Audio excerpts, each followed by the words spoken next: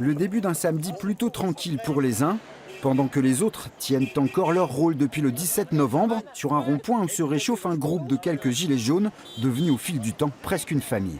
Il s'est créé une fraternité sur les ronds-points, vous ne pouvez pas vous imaginer. C'est vraiment... moi, je me bagarrais tout le temps contre l'individualisme, l'égoïsme. Là, c'est tout le contraire. Des gilets jaunes diversement appréciés et qui ne font plus toujours l'unanimité au bout du 22e week-end de manifestation.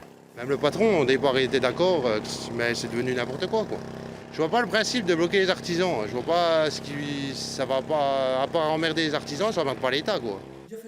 Le sentiment pour d'autres que le mouvement doit être soutenu à tout prix, même lorsque, comme Marie, qui ne peut plus bouger de son village où elle vit sa retraite de femme au foyer, tient tout de même à aider à sa manière. Je les soutiens, parce qu'ils sont dehors par tous les temps. Je travaille gratuitement.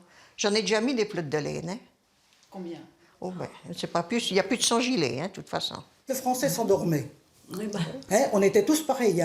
On se contentait, on voyait les factures arriver. Voilà, tout était... On y allait comme ça. Maintenant là, ce gars-là, il nous a réveillés. Et puis il a réveillé tous ces gens qui en bavent. Même maintenant, il va falloir qu'il arrête tout ça, puis qu'il les rendorme. Mais là, il va avoir du mal. Un président des Français qui fait pousser des boutons à des milliers de porteurs de gilets, toujours là après 5 mois.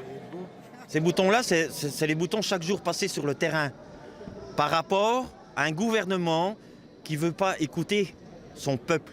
Petit à petit, ce qu'il y a d'intéressant, c'est que des gens qui n'étaient pas du tout politisés commencent à avoir l'appréhension d'une vision politique, du changement qui doit être fait au niveau de la société.